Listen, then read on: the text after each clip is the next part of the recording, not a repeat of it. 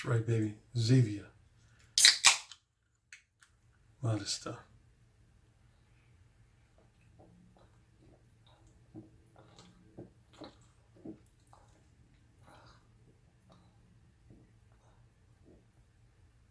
You probably wondering what that pointy is. I just washed my hair. See how my hair is thinning on top? But it's still thick on the sides and back, but it's thinning like a mug on top. Why you think I wear a lot of hats?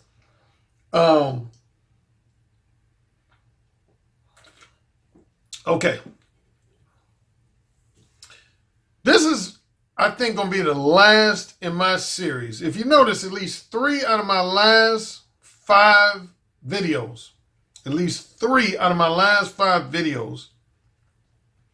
were centered on clearing up misconceptions and misinterpretations about my Mode 1 approach. Clearing up misconceptions and misinterpretations about my Mode 1 approach. And this video is going to cover what I feel is arguably the biggest.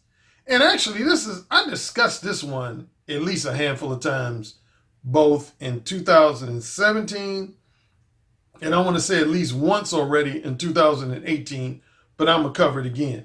But this is probably arguably the biggest misconception about Mode 1. Well, before I get to that, I want to briefly talk about my Patreon subscribers.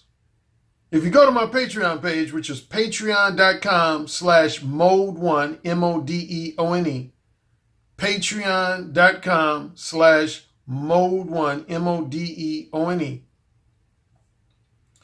you'll see an announcement. Even if you're not a Patreon subscriber, you'll be able to see this announcement.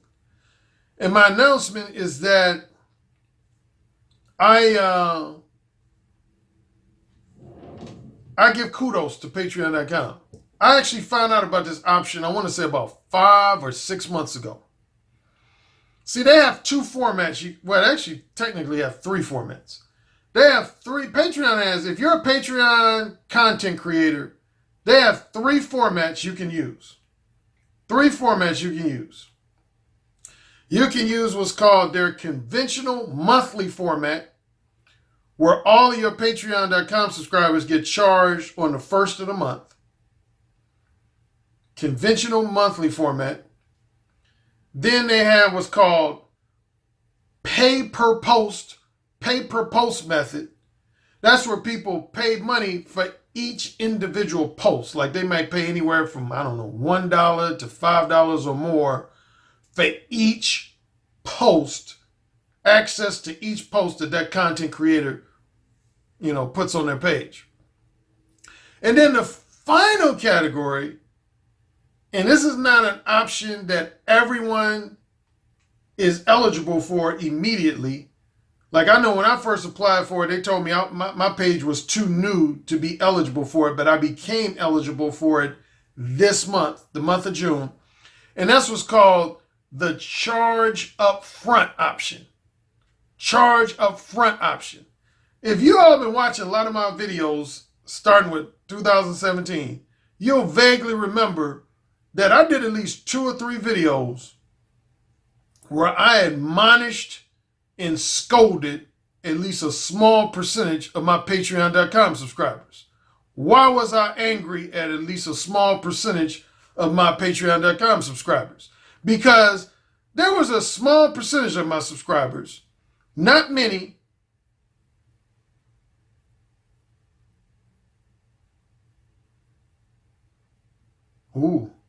I just got a notification. I'm going to have to check this out. My boy, RB the Breakthrough. Let me give a shout out to RB the Breakthrough. He has arguably the best NBA related coverage on YouTube. I always watch his videos, man, because I'm a big NBA fan. And a notification just come up where RB the Breakthrough said that Kobe Bryant called out LeBron James. Woo. I got to read that. I like that type of drama. I don't normally like drama, but I've always said if it's sports related drama, I like it. Okay, here's the deal. Going back to patreon.com. I had two types of guys that were cheating me out of money. And I didn't like that. Now, first I want to say on behalf of my loyal and enthusiastic and ethical Patreon subscribers, probably no less than 85 to 90% of my Patreon subscribers have always been loyal, supportive. You know, they pay their amount, their pledge subscription every month without problem. I don't have any problem. So I would say no less than like 85 to 90% of my patreon.com subscribers. I love them to death. But I had about 10 to 15% of my patreon.com subscribers who were cheaters. They were unethical cheaters. Speaking of cheating, check out my latest article about cheating and adultery on the Negro Manosphere. I'll put it in the comment section. I went in on cheaters. A lot of men ain't gonna like me. I went in on that article. I went in on men who cheat on their girlfriends, fiancés, or wives on a regular, semi-regular basis. If you cheat on your long-term girlfriend, your fiancé, or your wife on a regular, semi-regular basis, you ain't gonna like this. I'm gonna tell you right now, you ain't gonna like this article. Because I go in on you. I go in on you. I call cheaters and adulterers egotistically insecure verbal cowards. Because that's what you are. You're egotistically insecure verbal coward. I might touch on that later on in this video. But anyway, once again, going back to patreon.com. Here's the two ways that people were cheating me on Patreon. And again, I mentioned this briefly on 2 or 3 of my previous videos over the last 9 to 12 months. One way, say under the old format, the conventional monthly format, this is what guys could do. A guy could pledge a subscription to my page on, say, May 3rd. They could subscribe to my page for, say, $20. I have 5 tiers. I have $50 tier, which not only gives you access to all of my content, but you also get up to 60 minutes worth of telephone consultations and or Skype consultations. And that's really, I've told people before, that's really a great deal. Because normally I charge $100 for a 1-hour Skype or telephone consultation. And normally if you pay for a 1-hour Skype or telephone consultation, you have to use up that whole hour on that consultation. I don't allow you to break it up, unless with the exception of extenuating circumstance. But if you're a Patreon subscriber of mine, not only do you get up to 60 minutes for half the price per month, but you can split it up into either 2 30-minute sessions or 3 20-minute sessions. So I'm going to tell you right now, on paper, it sounds expensive to be a $50 subscriber of mine, but that's really a great deal if you like doing Skype and telephone consultations with me. Because again, you're getting roughly 50% off, and you get to split up the consultation either into 2 parts, 2 30-minute parts, or 3 20-minute parts. So that's my top tier. My next lowest tier is the $20 tier. With that tier, you get access to all my videos that include at least one other person. Because sometimes I do videos where I might be interviewing someone, or I might be just out and about in public, and I might stop to talk to someone. Any video that involves one other person other than myself is going to fall under the $20 tier. And with the $20 tier, you also get 2 email consultations per month. You get up to 2 email consultations with me per month. Next is the $10 per month tier. $10 per month tier, you get access to all my individual videos, meaning all the videos with just me in it, and you get at least one email consultation per month, and you get access to at least one Patreon exclusive live stream per month. That's the $10 tier. And then the final two tiers, I have a $5 tier. That gives you access to most, not all, but most, at least 1/2 to 2/3 of my individual videos. And that's it. For the $5 tier, that's it. Yeah, you get access to one of my live streams. You get access to one of my Patreon exclusive live streams if you're a $5 tier. So that's a great benefit. And then finally, there's a $1. That's just to kind of generally support $1 Patreon subscriber. So those are my tiers: $50, $20, $10, $5, $1. Okay. Here's how people were cheating me. I had some guys that would say pledge $10 or $20 on May 3rd, and then on May 28th, May 29th, or May 30th, they would cancel their subscription. What would that mean? That would mean that they got like 25, 26, 27 days of access, free access to my content without paying for it. I had quite a few guys that were doing that on a monthly basis. They would subscribe on like February 2nd, February 3rd, and then on February 26th or February 27th, they would cancel their subscription, which meant they got pretty much the whole month of February free access to my content in February for free. And even sneakier, until I caught on to this and I started blocking people, this is what some guys would do. This was really unethical and sneaky. It'd be one thing if guys were doing that just one time, but some guys were doing it repeatedly. Like, they would subscribe to my Patreon page on, say, February 3rd, then they would cancel on February 27th to avoid being charged on the 1st of the month. Then on March, they would repledge again on March 2nd, March 3rd, or March 4th. Then they would cancel on like March 28th, March 29th, so that they wouldn't be charged on April 1st. And then they would come back in April, on April 2nd, April 3rd, April 4th. And it was just totally fucked up, man. Shit was pissing me off. So that's the one major way a lot of people were cheating me, is they would subscribe to my page after the 1st and then cancel their subscription before the 1st of the following month when they knew they were about to be charged.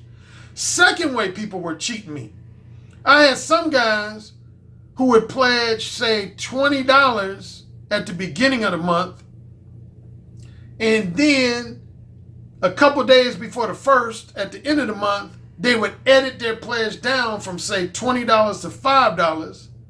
Then that meant on the 1st of the month, they got charged $5. Then they would edit it back up to $20. So basically what they were doing was they were getting access to $20 worth of content, but they were only paying $5. Until I caught on to it and I started blocking some people. With this charge up front option, neither one of those unethical methods will work anymore.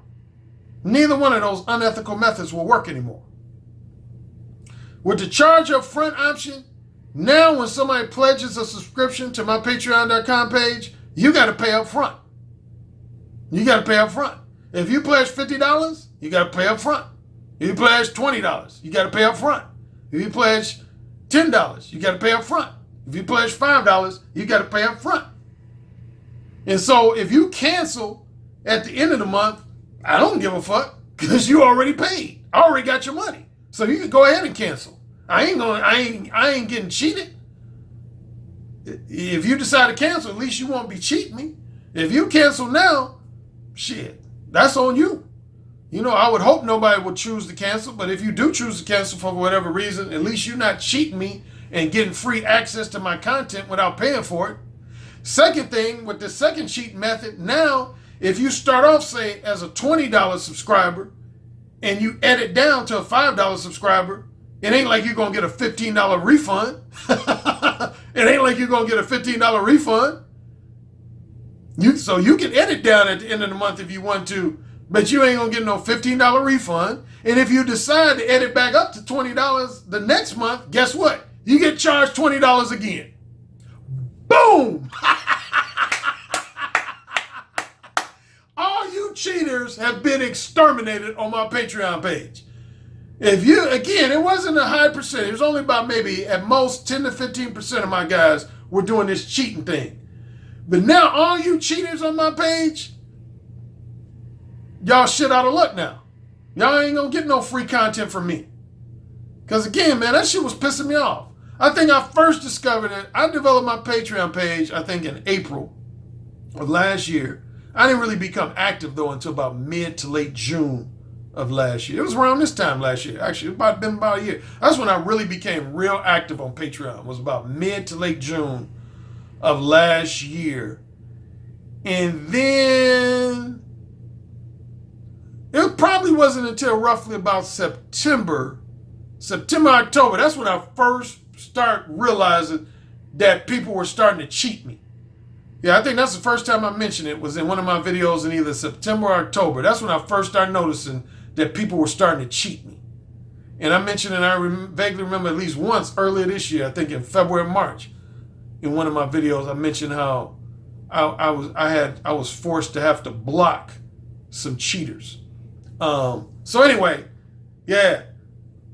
So if you're a Patreon content creator, hey, watch out for the if you're not yet eligible for the pay upfront option, charge upfront option, just be patient. Because again, I had to be patient because I first applied for it about 6 months ago.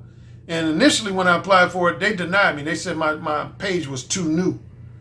But so I didn't become eligible until this month. On I think June 2nd was when they sent me an email saying that I was now eligible for the charge upfront option. Okay, I wanted to get that clear out the way. Now, if you're really intelligent and perceptive, I'm not going to spell it out in detail.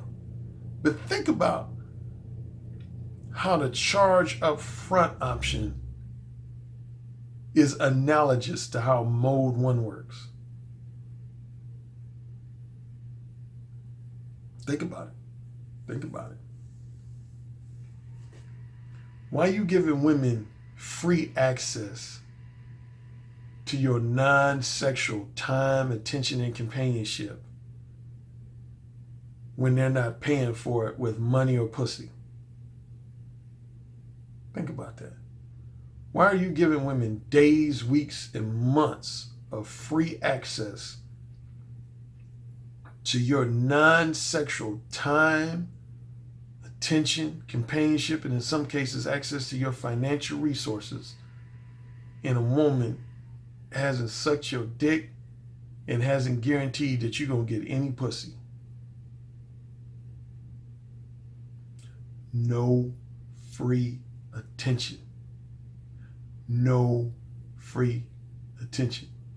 Some fellas go start chanting that right now. No free attention. You know that was one of my most popular Patreon exclusive videos.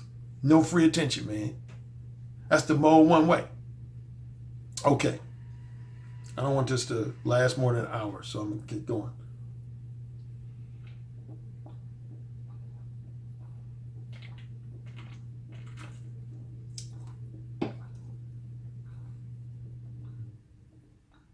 Uh-oh, I feel a bunch of burps coming on.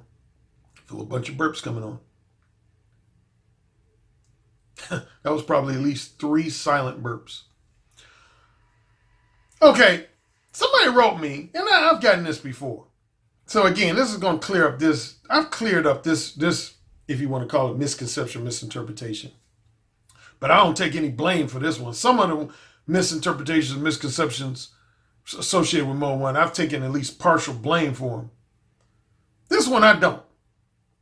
And this is simply the idea that, like, I even had a guy who's a YouTube podcast host. I ain't going to say his name, but last year, he basically said on his YouTube channel, I can't remember his exact words, but it was to the effect of, he said, Alan, what's the point of a guy paying you for your dating coaching services, either your Skype consultation services or your one-on-one face-to-face coaching services, if you can't guarantee him that after he pays for your dating coaching services, if you can't guarantee him that he's going to become an overnight ladies man or an overnight womanizer, and that he won't be, that you can't guarantee him also that he won't be able to regularly and consistently pull women who are 8s, 9s, and 10s.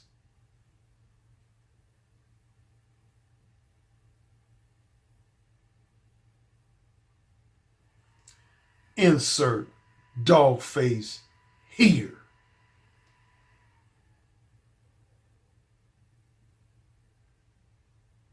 As I did a video in 2017, if y'all been watching my videos since last year, you know I did at least one video where I said, I am not a miracle worker.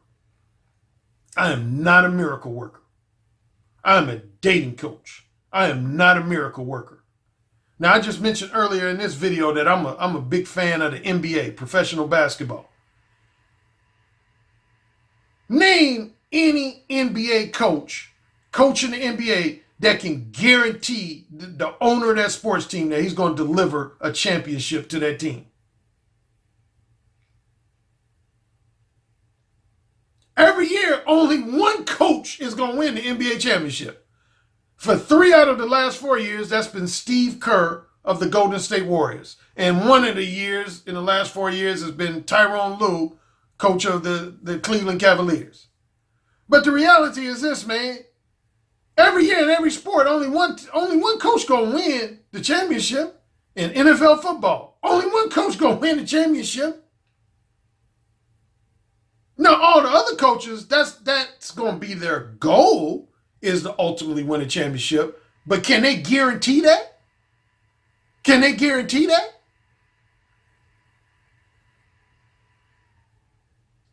One thing I make clear to my clients when I work with them, either for Skype and telephone consultations, and definitely for my one-on-one coaching sessions, is this. I don't guarantee any client of mine, that as a direct result of my advice, that he's going to be guaranteed to either improve the quality of his romantic and sexual companions, or guaranteed to increase the quantity of his romantic and sexual companions. I never, ever, ever make such a guarantee. Ever. I've never made such a guarantee with a client. I don't ever guarantee no client that he's going to. Now, that's always my confident hope that as a result of my advice, that most, if not all of my clients, will to some degree improve the quality of their romantic and sexual companions, and or increase the quantity of their romantic and sexual companions. That's always my hope. That's always my, hope for them. But as far as an ironclad guarantee, oh, fuck no. Are you serious? Fuck no. Because reality is this, man. Hey, man, I'm just a realistic motherfucker, man. Let's say I have a guy that comes to me. And let's just say I'm using an extreme example. But let's say the guy is like 350 pounds, got 5 teeth in his mouth, and he only takes a bath or a shower once a week. In other words, he got personal hygiene problems. Do you think because that motherfucker listens to all 4 of my audiobooks and does one-on-one coaching to me, that he's going to be getting pussy like Brad Pitt all of a sudden? Are you serious? I mean, seriously, are you serious?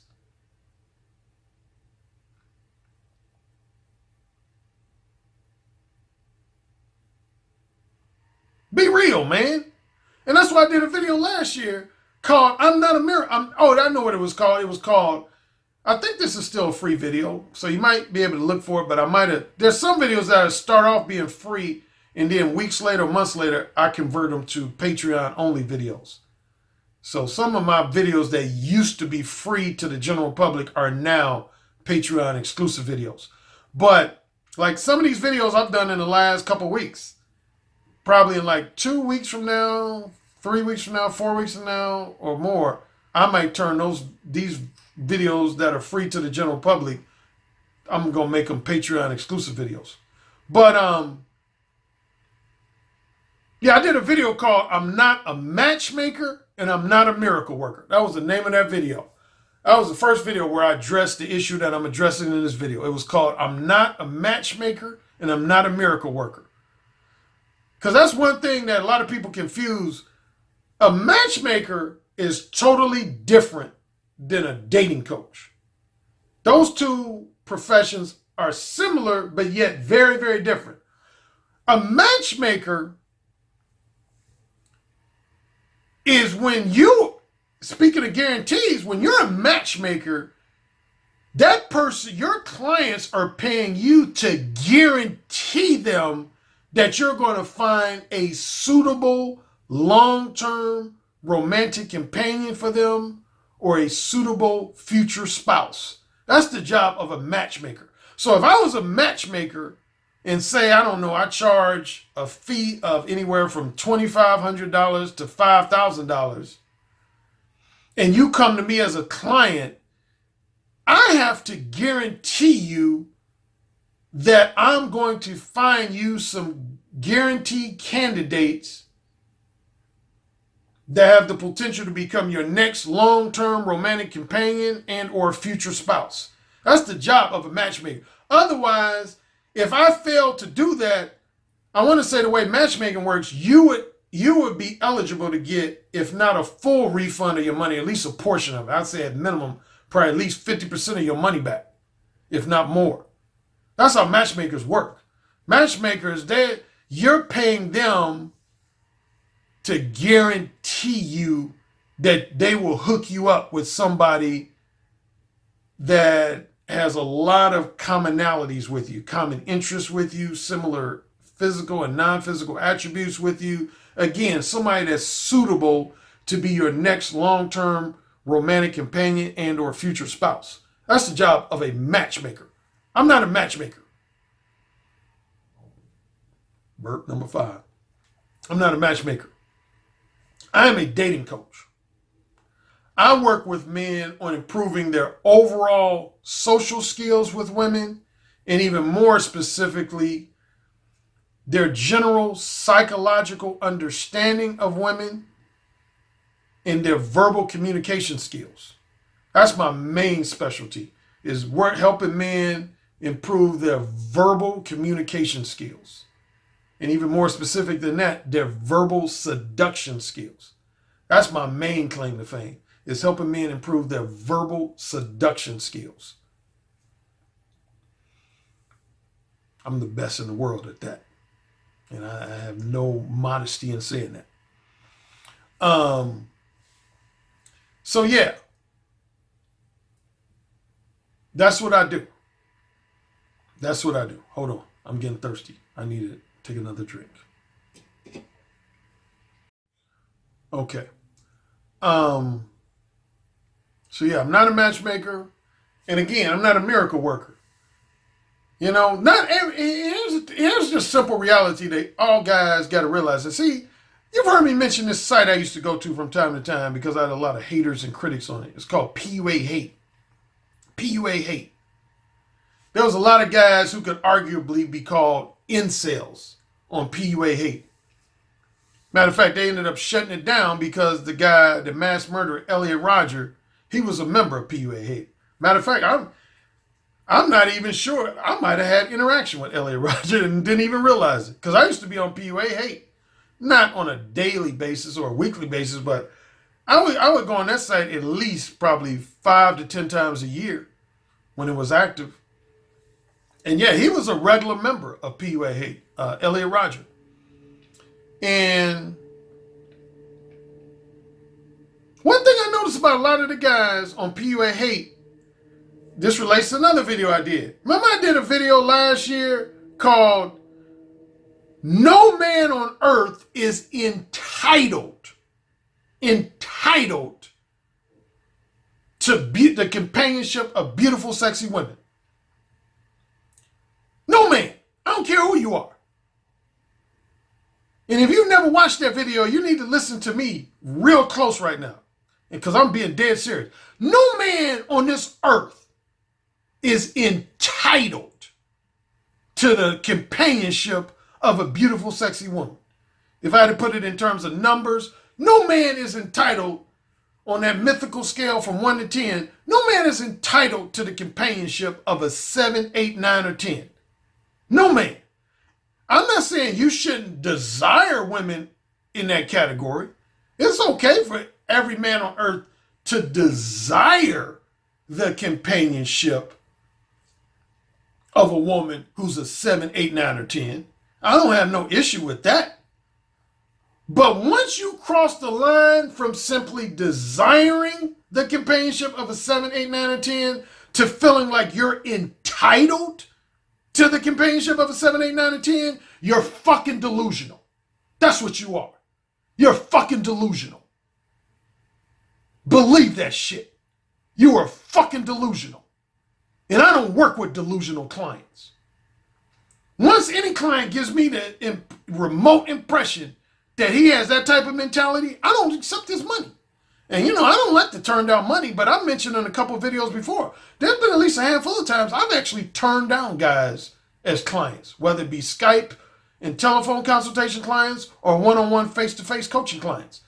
It's not been that many times, but there's been at least a handful of times I've actually turned down clients. Because I could tell that I didn't like their mentality, man.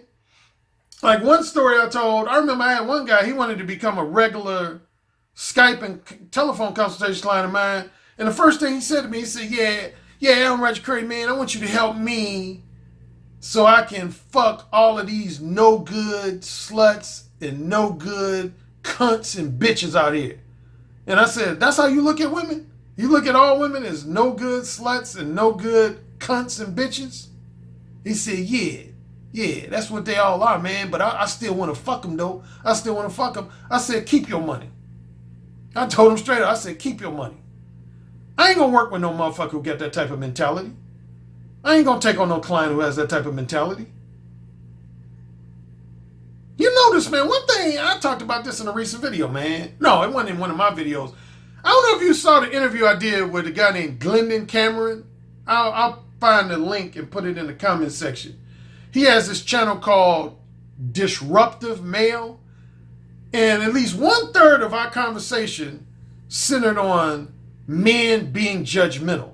And I say this, if anybody owns either the ebook copy, paperback copy, or audiobook copy of my book, Who Said Again, if there's one type of man I go in on in that book, is men who are highly judgmental. I hate judgmental men. I hate them. I'll tell you straightforwardly. I hate men who are judgmental about women's sexual preferences, sexual habits. Like, I hate men who are quick to call all women sluts. Hate that shit, man. I have no respect for men like that. I can't stand you motherfuckers, man. I don't know how many times I gotta tell y'all. See, again, I'm gonna repeat this for like literally the millionth time. But a lot of you men out here, y'all look at women who are promiscuous as being abnormal, as being the exception to the rule. When the reality is, promiscuous women are the norm. If you find a woman who's strictly monogamous, consider yourself lucky, because that woman is the exception to the fucking rule. Read this book. I've promoted this book before. This woman, her name is Stephanie Kuntz. She breaks down in this book. Do you know monogamy is only about 500 centuries years old, 500 centuries old, or what, 5,000 years old at most? Somewhere between 4,500 to 5,000 years old. That's about what? Yeah, about 500 centuries. A lot of people think monogamy been around since the beginning of time, and it hasn't. There's no man or woman on earth that's born with DNA that makes them predisposed to strictly monogamous behavior. Monogamous behavior is the result of social programming. Let me repeat that. Monogamous behavior on both behalf of men and women is the result of social programming, usually from organized religion. It ain't natural. It ain't biological. Daniel Bergner points that out in his book too. If y'all don't want to read my books, read these two books. Read these two books. These are the two books, other than my own books, that point out that no woman is born with a natural desire to be strictly monogamous with a man. No woman is born with a natural desire to be strictly monogamous with a man. That's social programming that promotes a woman. As I say in my own book, The Beta Male Revolution, which a lot of men have enjoyed. A lot of men call this one of my top 2 most red pill-oriented books.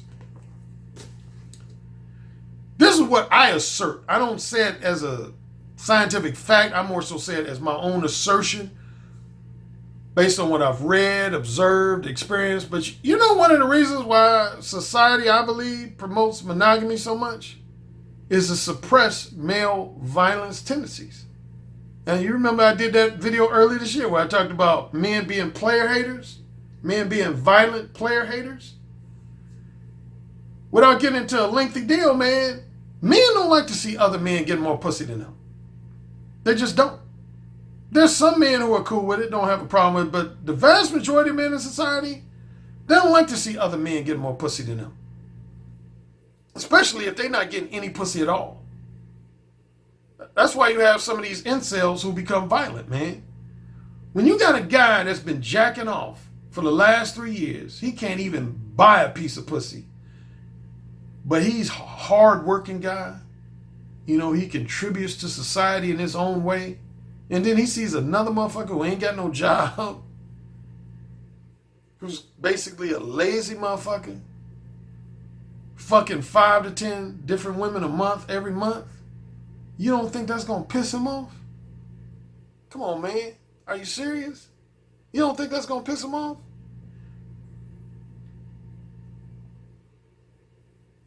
Look at what we're experiencing now in society. I mean, just look. You don't even have to go further than YouTube. Honestly, you don't even have to go further than YouTube.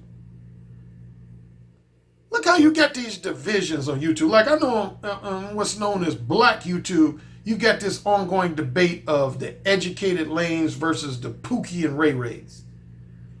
And even among Caucasian YouTubers and other non-Black YouTubers, you got this division of the incels versus the chads, as they call them. That's what they call the prolific womanizers, the chads. That's one of the reasons the government ain't going to say that in certain terms. Organized religion ain't going to say that in certain terms. But the reality is, and that's what I assert in my book, The Beta Male Revolution, is that one of the reasons why you got a heavy-duty promotion for men and women engaged in monogamous relationships is because monogamy helps 2 types of men and women. Well, 2 types of men and women. 2 types. One, it helps a certain type of men and it helps a certain type of women. So here's the deal. I'm going to break it down and then I'm going to move on to my main thing I want to talk about another misinterpretation. The whole Mode 1 should center around getting laid as quickly as possible. How much time I got? I don't want to do too long. See, here's the deal, man. If you had nothing on earth but men who are really handsome and full of sex appeal, and women who are really beautiful and full of sex appeal, why in the fuck would you need monogamy? Why in the fuck would you need monogamy? I mean, seriously. You might have certain members of each gender that may want monogamy, but why would you need it? That's what I'm asking. I'm not asking if members of each gender would want monogamy, but why would you need it? Particularly from a societal perspective. Why would you need it?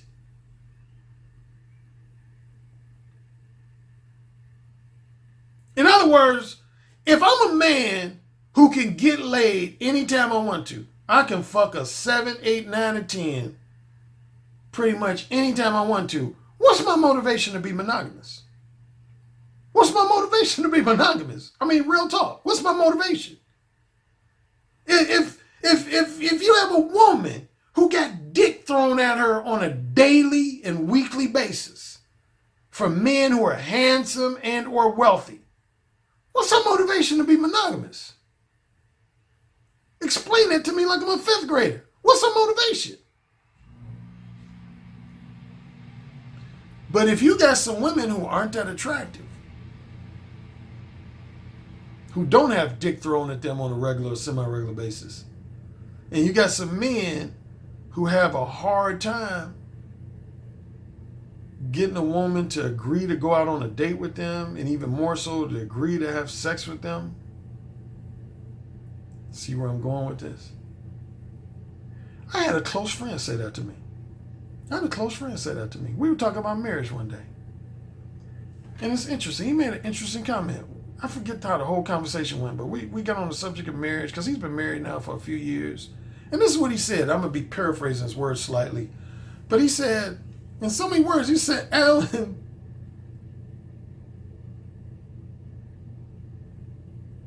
when you have a guy who's popular with women and a woman who's popular with men, those two types could get married, but they don't really need to get married. He said they don't really need to get married. But he said, Alan, come on, be honest, man. I ain't no handsome looking guy.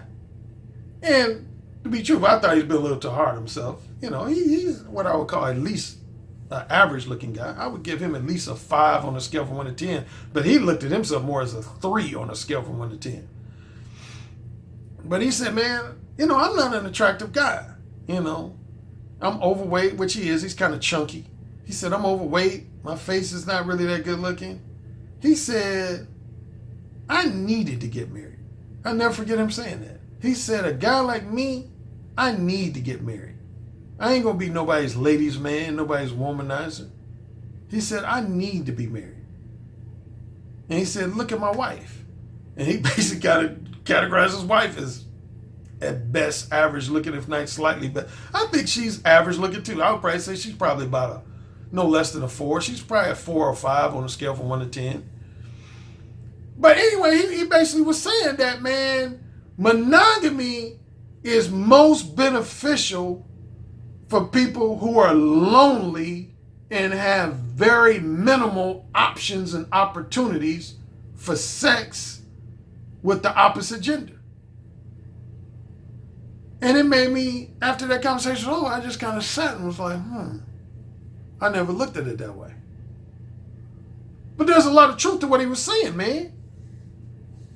I mean, like Brad Pitt has been married to what? Angelina Jolie and what's her name from Friends? I can't remember the chick's name. Damn. I hate when I forget people's name. You know, that's going to make me want to look it up. God, what's that chick's name? I can't fucking. But let's be real. Brad Pitt, you know, he's like, to me, the prototype of the handsome movie star with a boatload of sex appeal, even though he's getting older now. But why would Brad Pitt ever need to get married? I mean, seriously. I mean, honestly. Why would a motherfucker like Brad Pitt ever need to get married? That's not to say he wouldn't want to get married. Again, obviously he wanted to get married because he's been married at least twice already. But why would a motherfucker like Brad Pitt need to get married? Why would Boris Kodjoe, who's considered one of the most handsome black men on planet Earth, who's married to the chick, Ari Nicole, what's her name? Why would he need to get married? He, obviously because he's married to Ari Nicole, he wanted to get married, but in other words, if he never got married, do you think that motherfucker would have a hard time getting laid? If you do believe that, insert dog face here.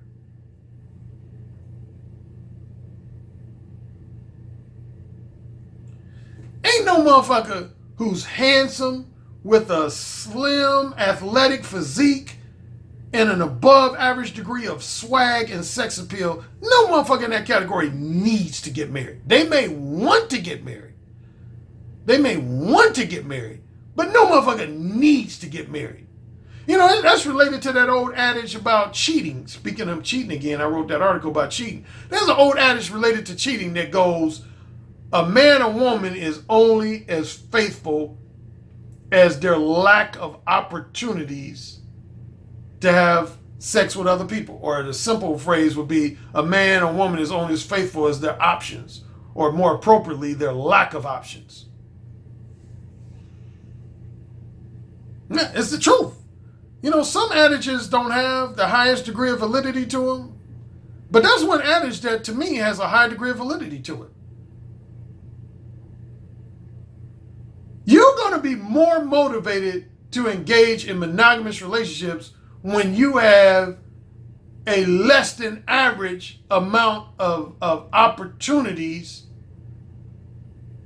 for sexual companionship with the opposite sex. I've never been motivated to be monogamous when I had a bunch of pussy thrown my way, ever. Matter of fact, speaking of my book, The Beta Male Revolution, I make it clear in my book, I don't believe in obligatory monogamy. I don't believe in obligatory monogamy. I believe in what's known as natural monogamy. Natural monogamy is when you just on your own choose to be monogamous with your partner or spouse. You choose to be monogamous. But your spouse or companion is not forcing you or obligating you to be monogamous. I tell any woman I meet, I just had a conversation with a woman within the last month where that raised her eyebrows. Because she said lightheartedly, she said, Alan, you seem like the guy that would never be faithful. I can't picture you being faithful. And I said very quickly, I said, I don't believe in obligatory monogamy. She said, how have your ex-girlfriends felt about that? I said, some of them were cool and some of them were not cool. End of story. I've had women who were down, and I've had women who were not down. But I let the one thing in full disclosure, I let women know that from the get-go, if I'm thinking about entering into a long-term relationship with them, I don't believe in monogamy.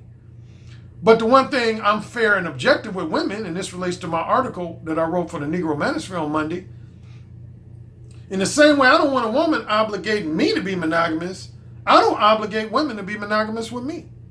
Like there's some guys, man, they so jealous and possessive and territorial, they can't even stand the thought of their woman. But I always tell guys, and they don't like to hear this, but man, women, I'm telling you this, you've heard me say this dozens of times. A woman's gonna fuck who she really wanna fuck. Believe that shit. Believe that shit. I don't care if she got a big diamond ass ring on her finger. I don't care if she's been married for 10 years. I don't care if she's engaged to be married. I don't care if she got a long-term boyfriend that she professes all her love to publicly. If a woman meets a motherfucker that gets her pussy wet, like I have in my past, that woman's gonna fuck the motherfucker she really wanna fuck, or she gonna suck that motherfucker's dick if she really wanna suck his dick. Especially with all the birth control methods available to a woman now. It ain't like my mother's and grandmother's generation where women were scared of an unexpected pregnancy. Women can fuck another motherfucker without risking getting pregnant. Women are gonna fuck who they want to fuck. And I'm mature enough, objective enough, and realistic enough to realize that. I don't care how much a woman could tell me on a daily basis, oh, Alan, I love you, I'll never cheat on you. If a woman meets another motherfucker who gets her pussy wet and she wants the experience of fucking him, she's gonna fuck him. Period. End of story. Believe that shit. Same with men. If a man could be married and love his wife, but if he runs across a woman that really gets his dick hard and really intrigues him, he's gonna fuck that woman. There's a 90% chance he gonna fuck that woman. I ain't delusional like a lot of you motherfuckers out here. Now, here's how I'm gonna wrap it up. A lot of guys have said, I started off talking about this and then I went on all these segues, but a lot of guys, I shouldn't say a lot of guys. I've had a few guys say, Alan, well, I was listening to a couple of your last videos and it sounded like you made one seem like it was more about identifying and weeding out the women you refer to as manipulative time wasters than it is about hooking up with women and getting laid, man. I mean, what's the point of being Mo 1 if it ain't gonna help you fuck more bitches, man? I mean, I don't get it, man. What's the point? What's the point of being Mo 1 if you can't guarantee guys that they gonna fuck more bitches or hotter bitches?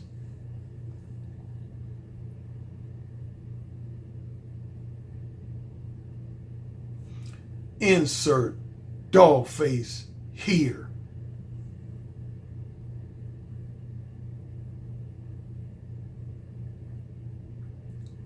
Hey, the only thing I can say for myself, like I said, with some of my misconceptions and misinterpretations, I said on my videos that I took part of the blame because I felt like I contributed to those misconceptions or misinterpretations. For example, the misconception that you got to use X-rated language to be Mo 1. I take a small part of the blame for that because I've told so many stories of my same-day seductions that almost implied that you had to be X-rated. Another misinterpretation is that Mo 1 is only useful and beneficial for the pursuit of short-term, non-monogamous, casual sex as opposed to long-term romantic relationships. I take a small part of the blame for that misinterpretation because, again, with some of my stories, just about all my seduction stories have centered around one-night stands, weekend flings, and other variations of short-term, non-monogamous, casual sex. But as far as the misinterpretation that Mo 1 is a get laid quick scheme, like a lot of PUAs promote, a get laid quick scheme or method or a technique, I've never, ever promoted Mo 1 as that. Ever. And I dare anybody to say that I have. I have never, ever promoted Mo 1 as a method or a technique that will directly result in a man becoming some type of overnight ladies' man or overnight womanizer. If you want evidence, read my 2006 paperback, Mo 1. I'm going to try to find where I say it in here, and I'm going to show it to you.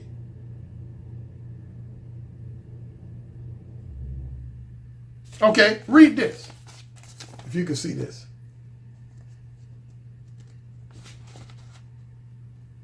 Read that paragraph. I'm going to read it to you. It says, here's one thing I say in here. I say, to eliminate any potential for unsubstantiated hype, I'm going to tell you right now what many books that emphasize improving your success in attracting women won't tell you. You cannot make a woman who is not interested in you all of a sudden become interested in you.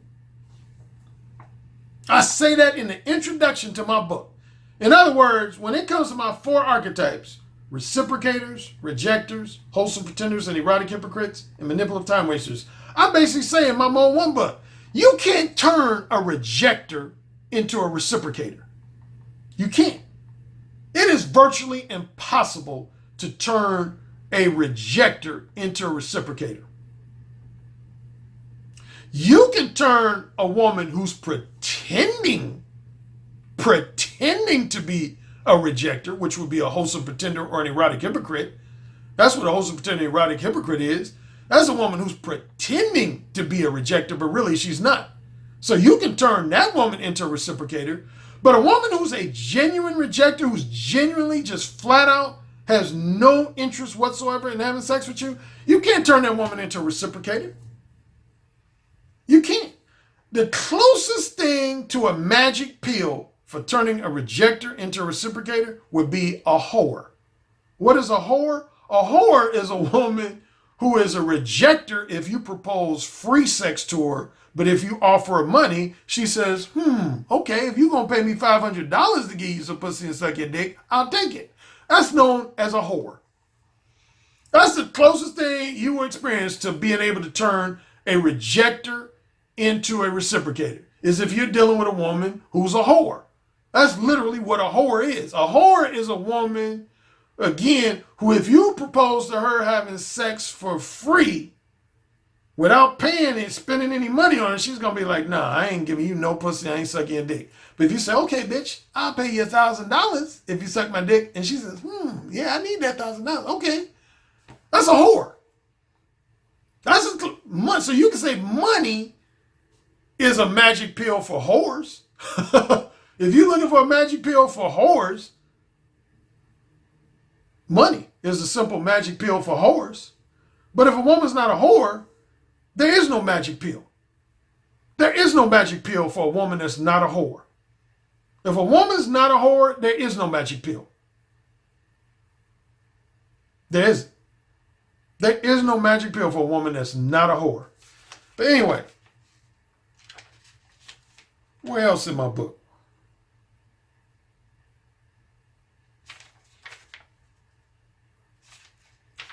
I think it's in either chapter 1 or chapter 2. Damn, how much time I got? Oh shit, I ain't got too much time. Well, anyway, this is my 2006 version. Guess what? I'm gonna show up a version y'all probably never seen before. Ha! This is my 1997 version of Mode 1. My 1997 version of Mode 1. Yep.